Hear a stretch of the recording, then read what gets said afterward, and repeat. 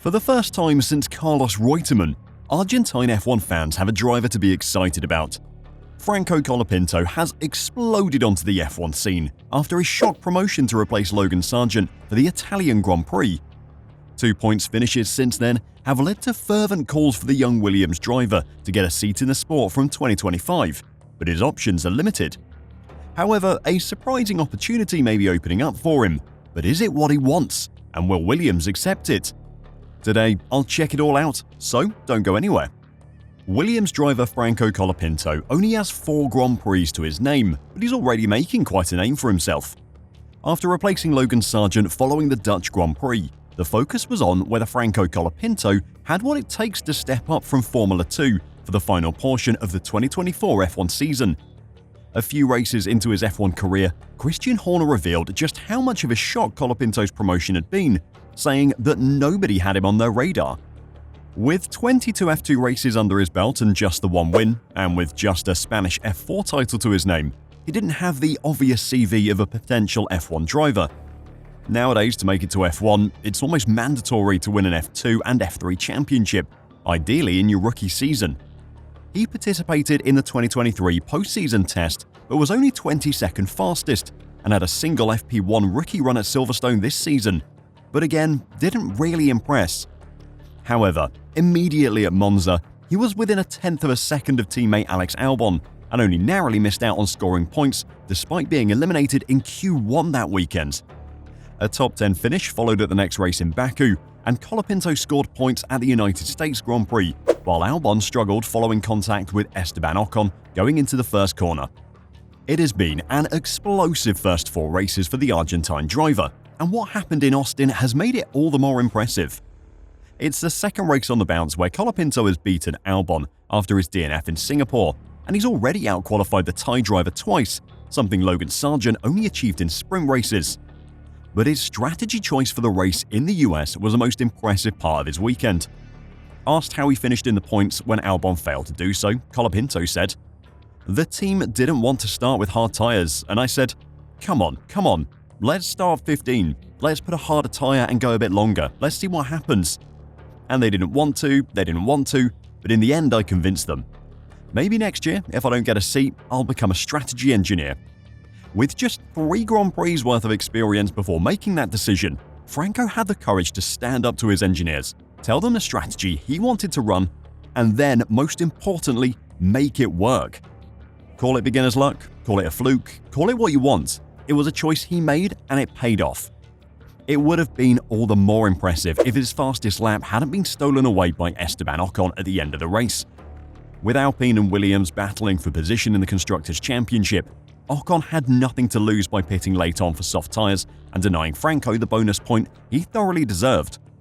After the race, Ocon admitted to his move, saying, "We still managed the fastest lap for the team at the end. Sorry to Franco as he deserved it." Before this Grand Prix weekend, there were already calls for Franco to get a seat in F1, and his performance has only made them louder. The attention he got from the fans in Austin will have caught the attention of many teams and a few sponsors as well.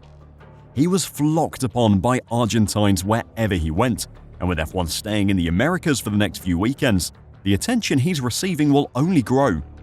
Here we have a driver that is looking really impressive over his first few races, demonstrating he has a keen racing mind, and is obviously an attraction for fans and therefore sponsors.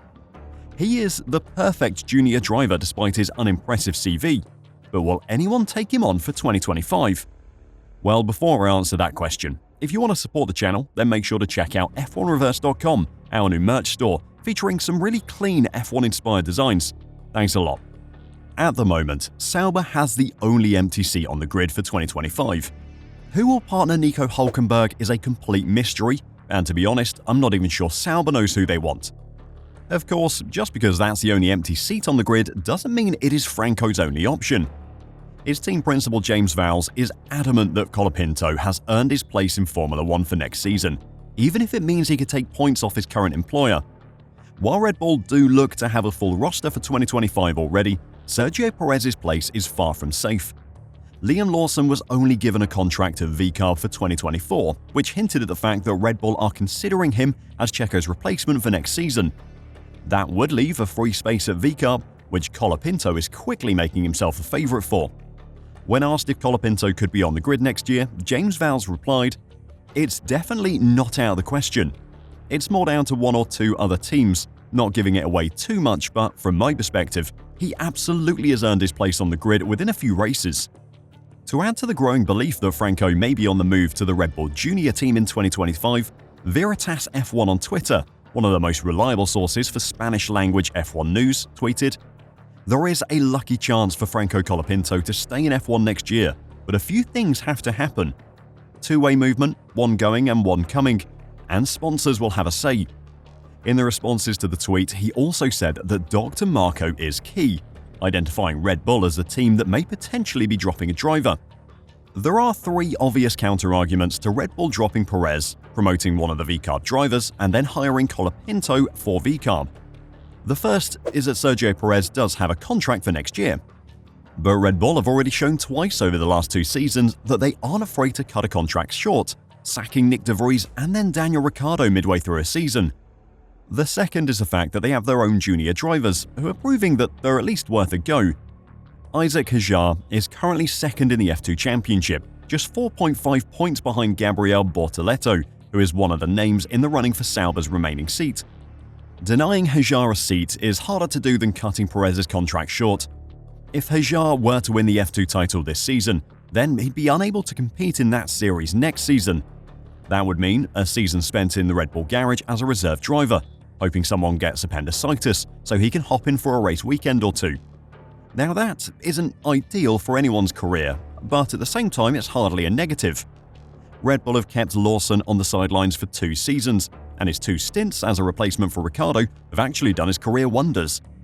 So Red Bull aren't afraid of asking Hajar to stand aside for a season and get comfortable in an F1 environment. The third counter-argument is that Williams probably aren't willing to lose Colapinto to Red Bull on a permanent basis. It is thought that one of the sticking points with Sauber is that Williams don't want him to go for more than 2 seasons.